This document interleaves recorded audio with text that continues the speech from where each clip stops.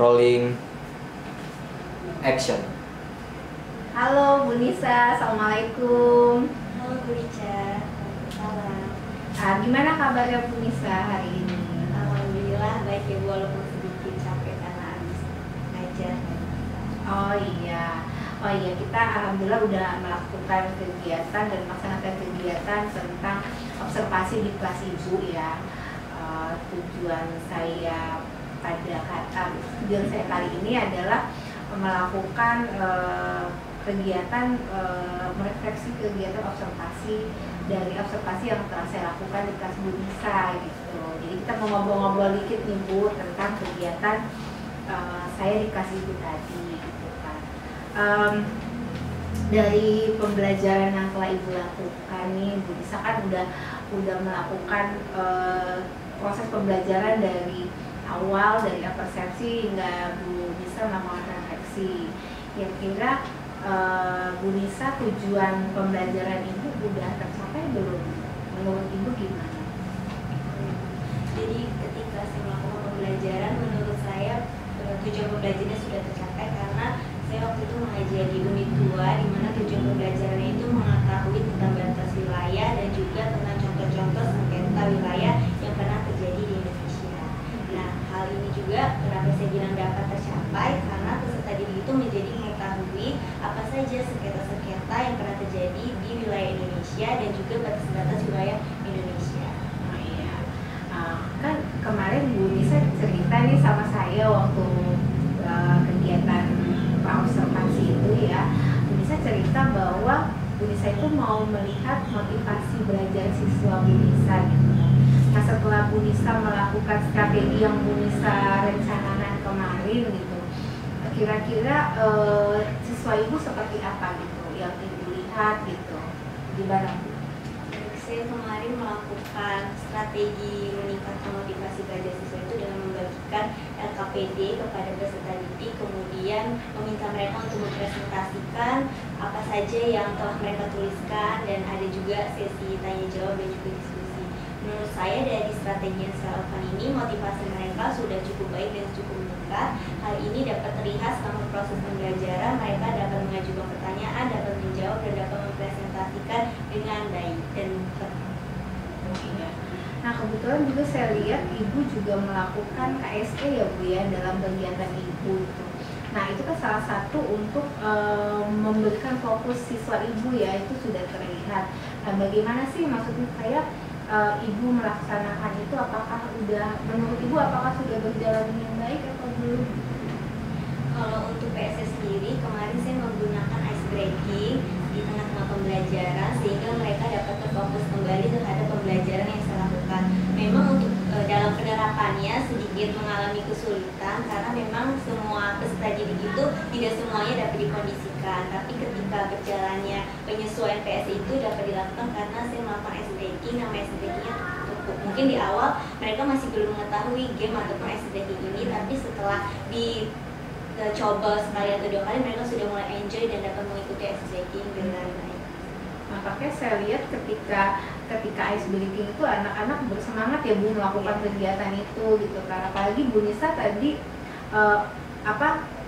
pembelajarannya di setelah jam makan siang ya Bu ya. Itu kan pasti anak-anak ngantuk ya Bu ya. Jadi mungkin Bu Nisa melakukan kegiatan itu untuk apa itu? Untuk mengembalikan fokus mereka yang pertama, kemudian yang kedua supaya karena itu jam rawan yang Bu seperti kita ketahui, sehingga mereka itu butuh kita fokuskan kembali terhadap pembelajaran yang kita lakukan. Itu yang pertama. Yang kedua adalah supaya mereka ini tidak jenuh terhadap pembelajaran karena dari pagi sampai siang mereka belajar terus. Jadi kita membuat refleksi untuk merileks mereka secara pikiran dan juga secara rohani jasmani.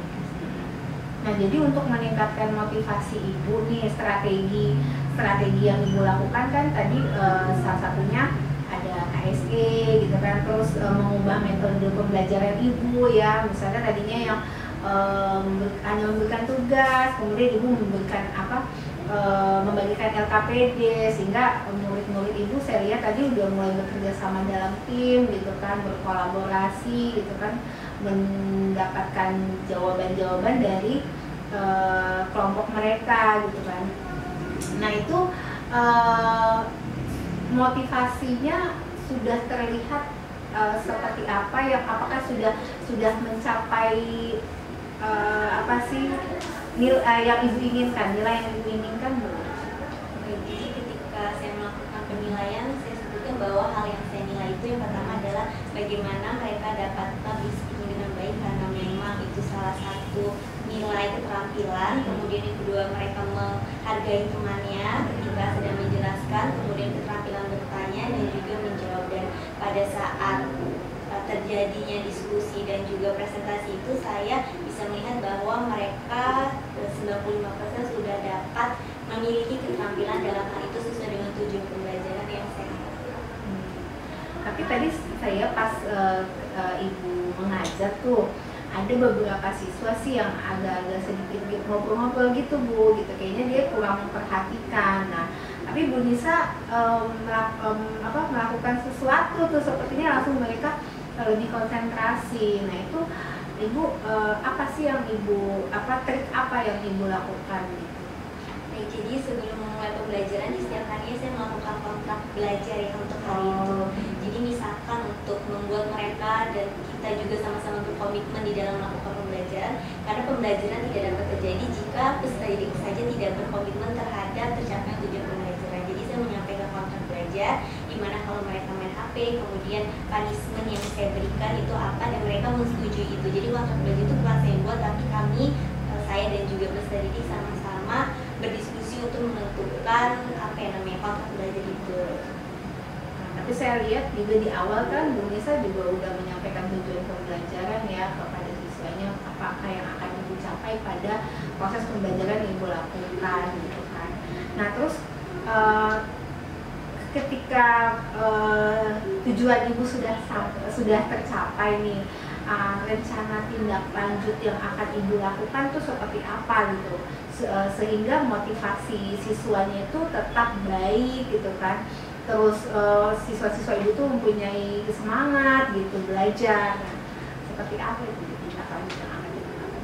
Jadi tindak lanjut yang saya lakukan adalah pertama menggunakan metode yang berbeda dari pertemuan minggu kemarin. Kalau misalkan hari ini membagikan LKPD dan presentasi, mungkin di pertemuan berikutnya saya akan memberikan game berupa kuisis ataupun kahoot di dalam pembelajaran.